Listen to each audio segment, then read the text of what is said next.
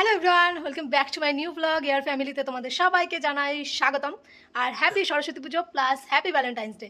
তো রেডি হয়ে গেছে, এখন এই যে ছেলেকেও রেডি করে দিয়েছে, যে পাঞ্জাবি পরেছে, আমি রেডি হয়েছি। তোমাদের দাদা বাড়ি নেই, আর এই যে রেডি হয়েছে, রেডির ভিডিওটা আমি দিতে পারলাম না, কারণ ভিডিও দ্বারা লোক ছিল না। তোমাদের দাদা পুজো করতে গেছে, মানে সরস্বতী পুজো করতে গেছে, তো তার জন্য রেডি হওয়ার ব্লগটা দিতে পারলাম না।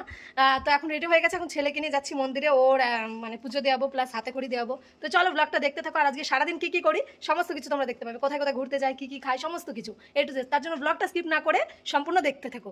কিছু সময় মানুষ বেহায়া না হলে কিছু কিছু বেহায়া মানুষের সাথে পেরে ওঠা যায় না, ঠিক সেরকমই আজকে আমি বেহায়াগিরি করলাম। কারণ যেই মানুষগুলোর সামনে আমি ভিডিও করতে লজ্জা পেতাম, ভিডিও করতাম না, যে কি বলবে বলে, ঠিক সেই মানুষগুলোর সামনে গিয়ে ক্যামেরাটা চালু করে ব্লগ বানানো শুরু করে দিলাম, যাতে ওদের মুখে ঝামাটা ঘুষতে পারে।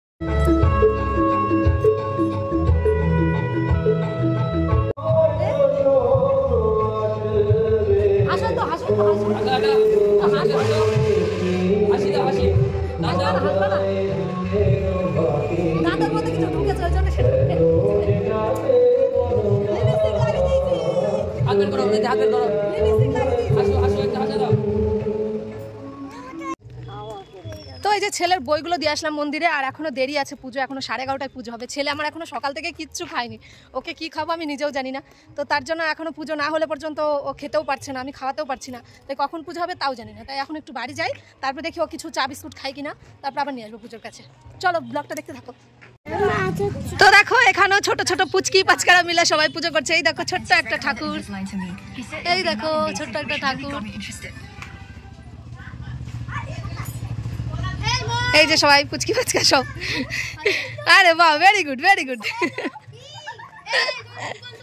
আর এখানে এসে ঠিক এমনভাবে পোজ নেওয়া শুরু করলাম যেন নিজেকে আমি সেলিব্রিটি মনে করি। আসলে সত্যি কথাটা কি জানো তো, যখন আমি সোশ্যাল মিডিয়াতে কাজ করা শুরু করলাম, প্রথম আমি টাইম পাস হিসাবে এটাকে নিয়েছিলাম, বাট সেটা যখন আমার প্রফেশনাল হয়ে গেল, তখন আস্তে আস্তে যত মানুষ জানতে শুরু করলো যে আমি ভিডিও বানাই, সোশ্যাল মিডিয়াতে কাজ করি, আমার একটা ইউটিউব চ্যানেল আছে, তো আমার আশেপাশের যে মানুষগুলো, সবসময় আমি মনে করতাম এই মানুষগুলোর সামনে আমি কি করে মানে নিজেকে দাঁড় করাবো, কি করে তাদের চোখের দিকে তাকাবো, তারা যখন আমাকে নিয়ে সমালোচনা করবে, এরকম কিছু সবসময় মনে মনে আমি ভাবতাম। তো সবসময় টেনশনে থাকতাম। কিছুদিন আমি নিজেকে গুটিয়েও নিয়েছিলাম, ঠিক মতো বাইরে বেরোতাম না, কারোর সাথে মিশতাম না, এইভাবে চলতাম। তো অনেক সময় নিজের মনকে বুঝিয়েছি। আর সবচেয়ে বড় ইম্পর্টেন্ট আমার দিদি আমাকে খুব করে বুঝিয়েছে যে দেখ ওদের কথা পাত্তা দিবি না। আর কিছু সময় তোমাদের দাদা আমাকে বুঝিয়েছে যে দেখো যে যাই বলুক কানে দিও না কারোর কথা। অনেকে অনেক কিছু, অনেক সময় ও বুঝেছে, আবার অনেক সময় নিজেই অবুঝ হয়ে গেছে এই মানুষগুলোর কথার কারণে। আমি না নিজেকে এখন একটা নির্লজ্জ মানুষ তৈরি করে নিয়ে আমি মনে করি এই মানুষগুলোর সামনে যত আমি গুটিয়ে রাখবো, এরা আমাকে তত গোটাতে আরো বাধ্য করে। তাই আমি আর নিজেকে গুটিয়ে রাখি না, আমি এখন খুলে দিয়েছি নিজেকে।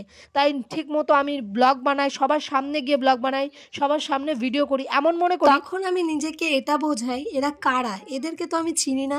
আমি যখন জন্ম নিয়েছিলাম কই তখন তো এদেরকে আমি দেখিনি, এরা তো আমার কেউ হয় না। তো শুধু শুধু এদের কথাতে আমি কেন নিজের মনকে কষ্ট দেব, নিজের মন খারাপ করব, কেন কষ্ট করে ঘরের মধ্যে চুপচাপ বসে থাকবো, কেন এটা করব না। তখন আমি নিজেকে মনকে বোঝালাম যে না, আমার এদের কথায় কান দিয়ে আমি ঘরে বসে থাকলে আমার হবে না, নিজেকে গুটিয়ে রাখলে হবে না। আমার যত শখ, আমার যত স্বপ্ন আছে আমাকে পূর্ণ করতে হবে। এরা আমার স্বপ্নগুলো পূর্ণ করে দেবে না, বরঞ্চ আমার যে স্বপ্নগুলো আমি পূর্ণ করব এরা সেখানে বাধা হয়ে দাঁড়াবে। তাই এদের কথায় আমাকে পাত্তা দিলে হবে না। তাই এদেরকে আমি সাইডে রেখে গুলি মেরে নিজের মনটাকে বুঝ দিয়ে আমি নিজের শখগুলো পূরণ করতে চলেছি। যে যত এরা আমাকে বলবে তত আমি বেশি করে করব, আস্তে আস্তে এদের মুখগুলো বন্ধ হয়ে যাবে। তাই জন্য আমি সেই মানুষগুলোর কথা কখনো আর কানে তুলবো না যারা আমার স্বপ্নে বাধা হয়ে দাঁড়াবে। এদেরকে কখনো আমি পাত্তাও দেব না।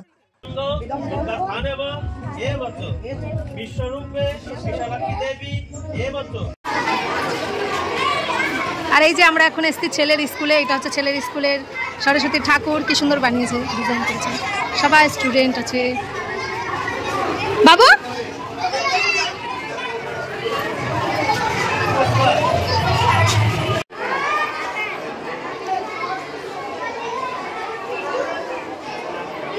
তো দেখো, তারপরে তো ছেলে সেই পুজো করবে বলে সকাল থেকে ছেলে না খেয়েছিল। তারপর অঞ্জলিটা দেওয়ার পরে, হাতে খড়ি দেওয়ার পরে ছেলের খুব খিদে পেয়েছিল, তাই ছেলেকে নিয়ে রেস্টুরেন্টে এসে একটা বিরিয়ানি অর্ডার করেছিলাম। তো সেই বিরিয়ানিটাই দুজন মিলে ভাগ করে খেলাম।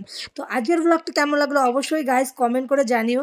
তোমাদের একটা কমেন্ট আমার খুব উপকার হয়, আমার মনে অনেকটা আনন্দ দেয়, আরও ভিডিও বানানোর আগ্রহটা বাড়ায়। আর একটা লাইক করে অবশ্যই যদি ভিডিওটা ভালো লাগে। আর আমাকে এই সেজে, আমাকে এই শাড়িটাতে কেমন লাগছে অবশ্যই কিন্তু জানিও। সো চলো টাটা, বাই বাই, দেখাবে নেক্সট ব্লগে। ওকে চলো।